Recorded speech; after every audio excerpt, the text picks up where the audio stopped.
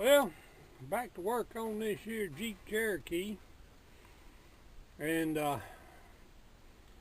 see if I can find a knock in the motor. Didn't bother filming taking the head off again. I already done that one time. So gonna run a ridge reamer up through here. It doesn't have much of a ridge, just barely enough I can catch it with my fingernail. So we ought to be okay on that. And we'll see if this thing will pick this up.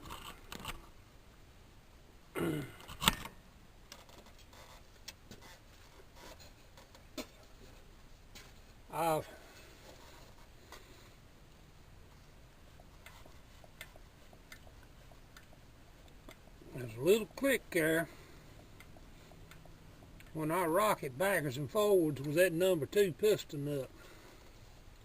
I don't know whether the camera picked it up or not. Anyhow, we'll be back with you shortly. And more. Yeah. Running the ridge reamer up through here.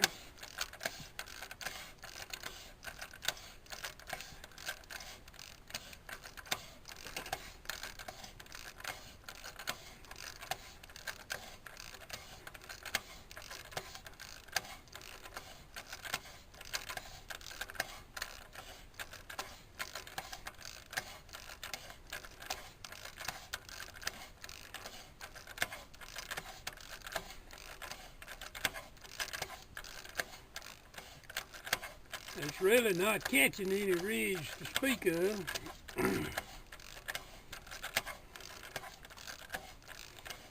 But once we get up to the top, it's going to go tight there for a few minutes and kind of, when it comes out of the cylinder, it spreads the top of it open a little bit. Makes it easier to install the rings.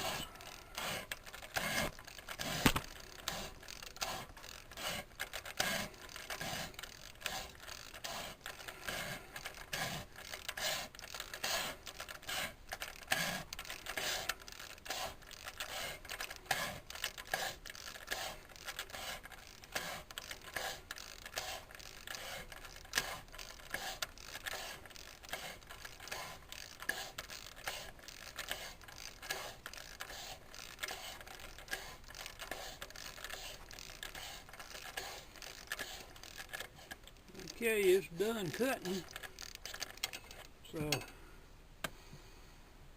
I'm half done. I'll be back with you shortly. Okay, got all the cylinders reamed, and my next step is I got to take the oil pan off. It's right here, and I got a little clearance issue back here with the front axle. And I don't have enough room for it to let down. It's kind of hard to tell where I'm pointing the camera.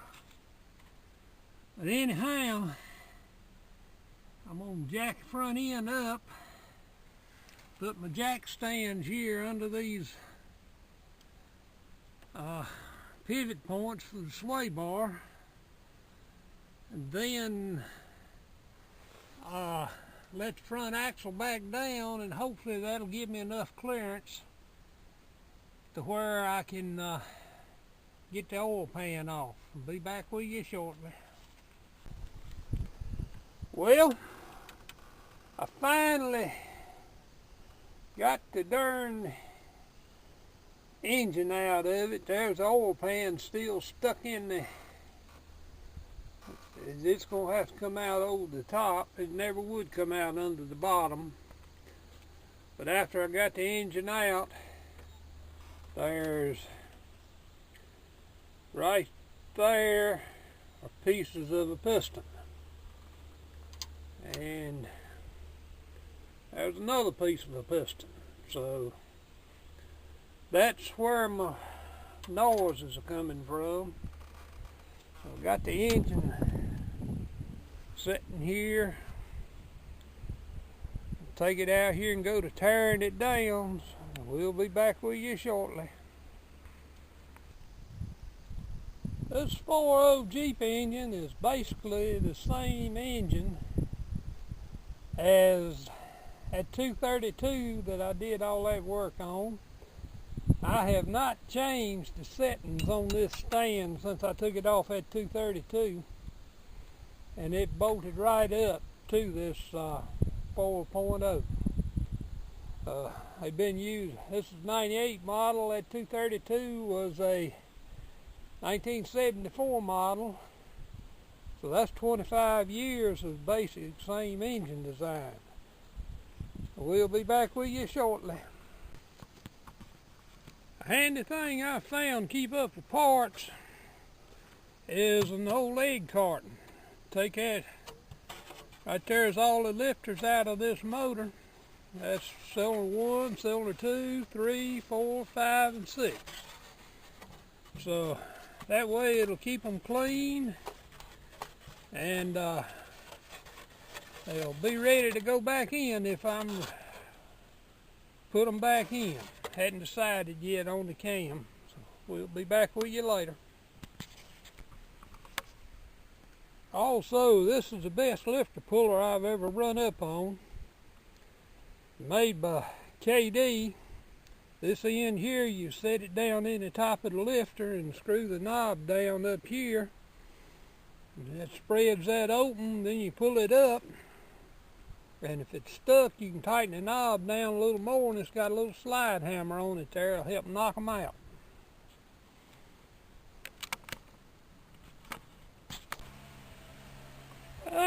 Okay, I got all the pistons out of it, and everything looks good except for number 2 right there. Skirt broke off of that piston for some reason or another, and the cylinder walls don't look too bad. Got a little, I don't know what you call it, but the hole that this number 2 was in, right there, it looks good. All the way down, I'm going to get my gauges, my internal gauges, and do a little measuring. Then I'm going to hone the cylinders out. And if everything holds up, all I'm going to do is put a new set of pistons in it, rings and bearings, and let her rip again. We'll be back with you later. Well, had to engineer up a circular gauge, but that right there, it's being pretty steady, and it's tight to that cylinder wall, and when I put it up to my calipers here, it is right on it. The calipers are set on 388, which is supposed to be the bore of this engine, and if anything, that is a little loose on 388. So that means the bore is below 388 a little bit. So it should be right on it time I get it honed out. I will be back with you later.